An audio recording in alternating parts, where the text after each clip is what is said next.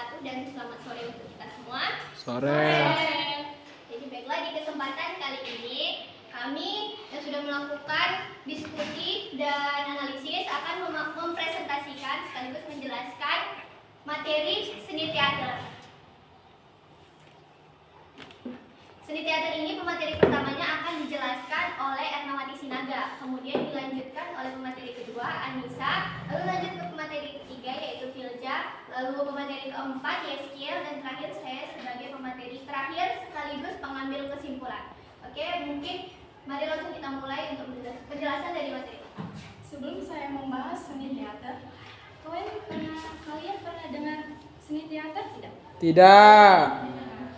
Seni teater adalah pertunjukan yang dilakukan dengan gerakan ataupun tarian. Misalnya itu teater itu kayak dialog ataupun acting dan lain-lainnya. Konsep karya seni teater dapat diproduksi ataupun disajikan pengarah kepada penonton sebagai media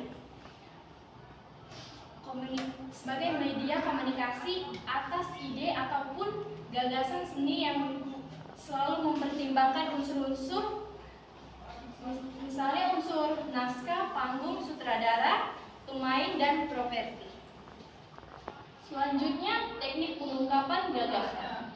Teknik pengungkapan gagasan dalam teater banyak bertumpu pada pemain. Bagi pemain sendiri juga ada 3 hal yang harus dilakukan dalam proses pencarian karakter tokoh, yaitu dengan lakon, yaitu memahami naskah, observasi, dan latihan. Selanjutnya akan dijelaskan oleh saudari Anissa. Teknik pengungkapan gagasan terbagi menjadi 3 tahap, yaitu yang pertama memahami naskah, yang dimana para pemain akan memperdalam karakter yang akan dia perankan. Lalu yang kedua, mengobservasi peran, yang dimana para pemeran akan melihat gerak-gerik yang akan dia perankan. Lalu yang ketiga, latihan atau workshop sebagai penyempurnaan dari kedua tahap tersebut. Tahap ini akan dilakukan 3 bagian, yaitu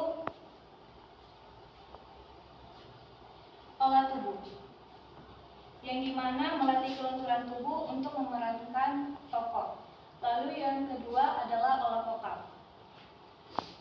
Bukan hanya tubuh yang dilatih, tetapi vokal juga perlu untuk menyempurnakan dari tahap yang pertama.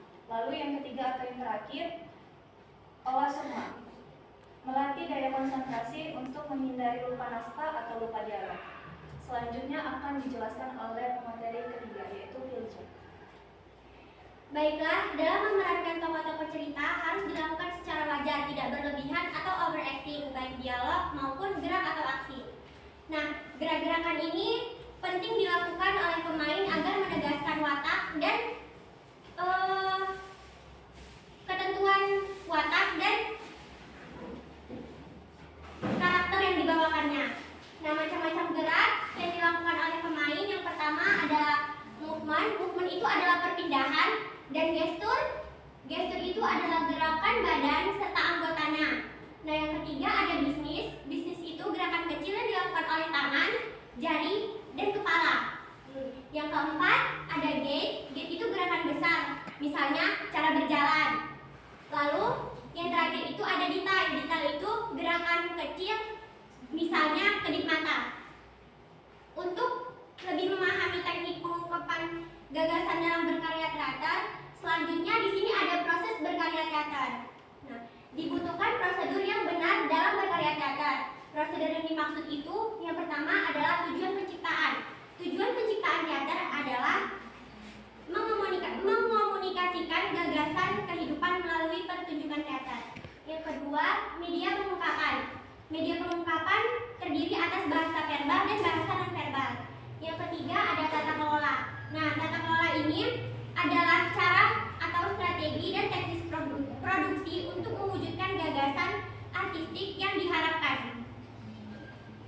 Selanjutnya akan dibacakan oleh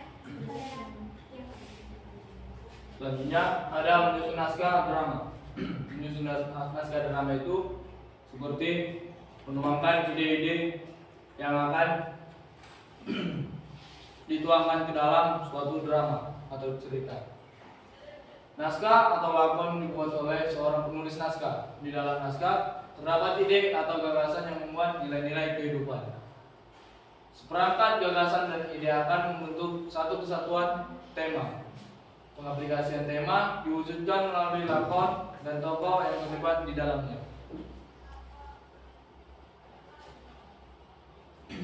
Untuk menyatupadukan alur, dibuat struktur dramatik dari cerita. Yang pertama, eksposisi atau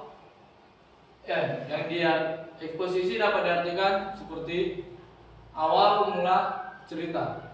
Komplikasi itu diartikan seperti mulanya permasalahan.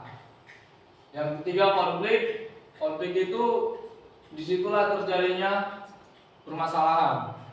Klimaks itu di situ muncaknya permasalahan, ada yang terjadinya berantem atau saling pukul-pukulan dan yang lain-lain. Anti klimaks itu mulainya penurunan permasalahan, dan resolusi itu ending dari sebuah cerita. Bahasa yang digunakan dibedakan menjadi bahasa puitis dan sehari-hari. Selanjutnya akan dijelaskan oleh Saudari Epol.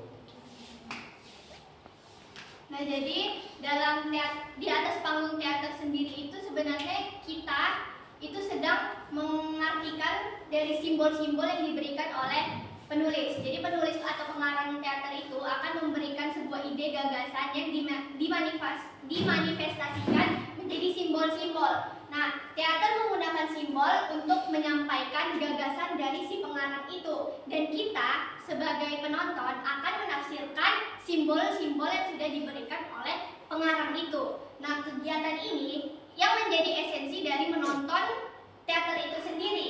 Dari sinilah kita dapat menemukan keindahan, nilai-nilai atau pesan-pesan yang terdapat di dalam penampilan teater itu sendiri. Baik itu dari naskahnya, dari lighting atau pencahayaan, kemudian juga ada peralatan-peralatan, ada juga mungkin dialog naskah itu akan diartikan semua menjadi satu padu. Nah, itulah esensi dari menonton teater itu sendiri. Kemudian jenis-jenis simbol dalam teater yang pertama ada simbol visual. Simbol visual ini adalah simbol yang memang tampak di kita, langsung tampak bentuknya. Misalnya alat-alat situ, lighting, pencahayaan atau aktornya sendiri. Nah, itu adalah simbol visual yang memang kita bisa langsung mengartikan simbol itu. Kemudian yang selanjutnya adalah simbol verbal atau simbol yang diungkapkan dengan kata-kata. Nah, itulah dialog. Kita akan mengartikan simbolisasi verbal ini melalui dialog-dialog dan naskah yang diberikan, baik itu dari aktrisnya, aktor ataupun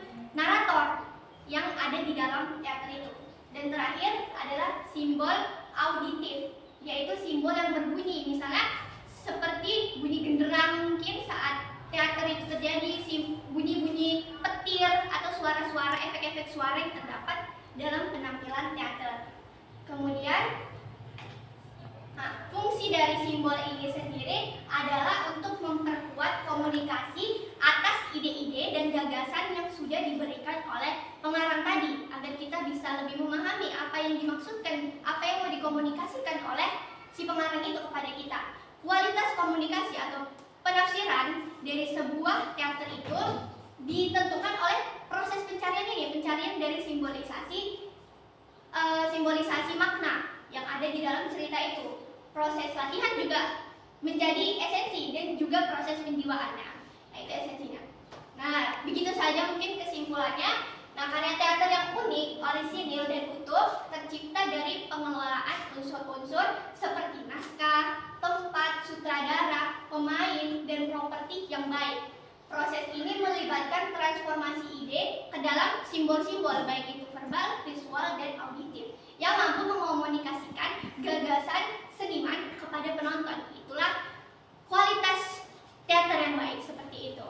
Nah, mungkin itu saja dari presentasi kami hari ini. Kami mengambil 2 bab. mencoba untuk seni teater. Mohon maaf jika mungkin ada yang masih kurang mengerti ataupun dari penampilan kami itu masih ada yang kurang bagus, kurang pantas untuk ditonton, untuk kalian tonton ya kan. Jadi kami mohon maaf dan mungkin sekian dan terima kasih. Wassalamualaikum warahmatullahi wabarakatuh.